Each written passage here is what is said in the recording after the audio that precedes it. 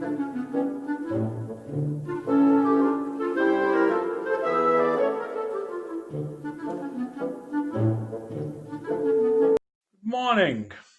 June 23rd, Tuesday, and Chief Justice Roberts, who has been the tiebreaker in a couple of controversial decisions by the Supreme Court, controversial at least in the eyes of the conservatives. And so because of that, Senators Cotton and Cruz have accused Chief Justice Roberts of turning into a moderate. That's a dirty word, a moderate. He's not a true conservative anymore. And because he wrote the opinions on these two cases, one of which was the DACA case, and the other one was the LGBTQ case. Now, in the DACA case, he was the deciding majority vote, but in the LGBTQ case, he had a little help from Neil Gorsuch. Anyhow, they have now accused him of being a moderate. That's a dirty word in the conservative world. Now, Justice Roberts graduated from Harvard Law in the top of his class,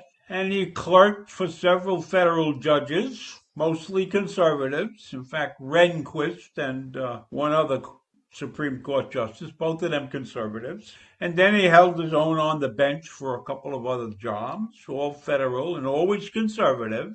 And then he was appointed to the Supreme Court by George W. Bush. And he's been the Chief Justice for 13 years. And primarily, he's voted conservative most of the time. And, of course, Cruz and Cotton are still upset because in 2012, he voted for Obamacare. He was the deciding vote in the Obamacare victory. And they carry that wound with them since then. So that's 8 years ago. Now, Roberts believes he's a conservative, but he also believes that when cases come before the Supreme Court, they should be brought to the court properly. It shouldn't be a half-assed presentation. Now, Roberts has talked to Trump about this several times, apparently. And he has stated that the White House work on these cases has been very shoddy and unprofessional. They have totally ignored a law called the Administrative Procedure Act. And that Procedure Act clearly defines what has to be presented before the Supreme Court. So if you don't adhere to the Administrative Procedure Act, then the rulers are going to go against you. So Trump has lost 3 or 4 major cases because he and his team have not been able to perform according to that act, according to the Administrative Procedure Act. Their work has been less than professional. So because of that, Trump lost out on trying to have his question about are you a citizen on the census form, because he couldn't follow this act. And in the DACA case, they didn't do a good job presenting that either. And we could blame Trump and his personal Nazi, Stephen Miller. Now, Cruz and Cotton are painting this thing as a technical thing, and they're hiding behind this little-known act and everything. But that's not the main reason, see?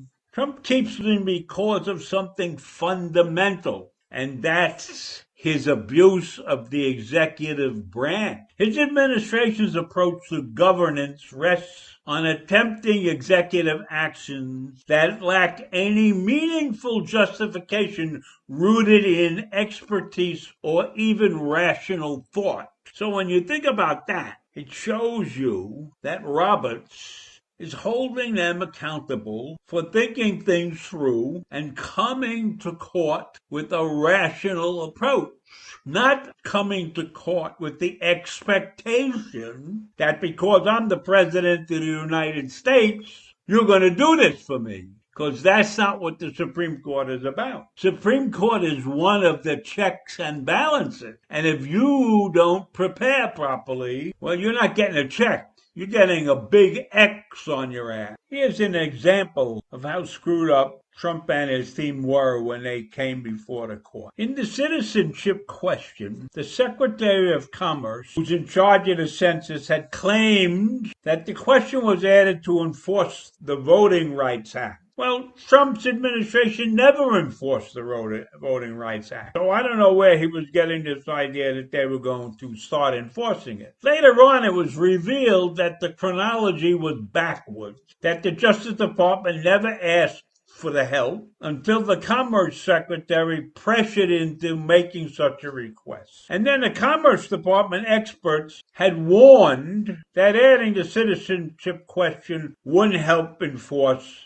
the the Voting Rights Act. Okay? In fact, they thought it would harm the census results. So Chief Justice said, well, the evidence you're presenting me tells a story that doesn't match the explanation that was given to us. So allowing the pretext to stand, the Chief Justice explained, would defeat a fundamental legal principle, namely that courts have to look past the phony reasons and demand the real truth for an agency action. Accepting lies would defeat the purpose of the enterprise.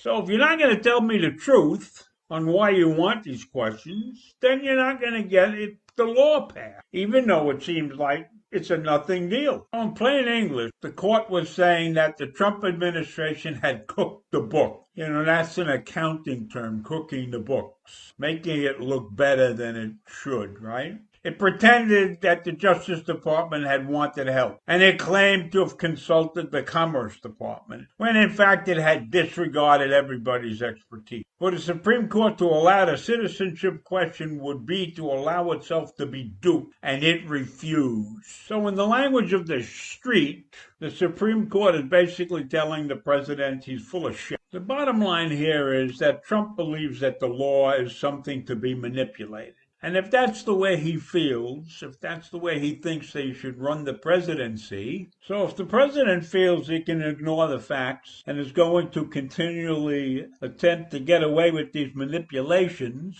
and he thinks if he dresses it up enough it'll pass, and that the law doesn't matter, well, if he thinks that way, he's going to continue to lose every time he comes to court. It's appalling that many in the Senate believe that politics should guide those who sit on the Supreme Court. And that's a scary, scary situation. So that's all I have to say for today. And tomorrow maybe I'll have something that's more humorous, a happier note, or whatever. Have a good night. Have a good day.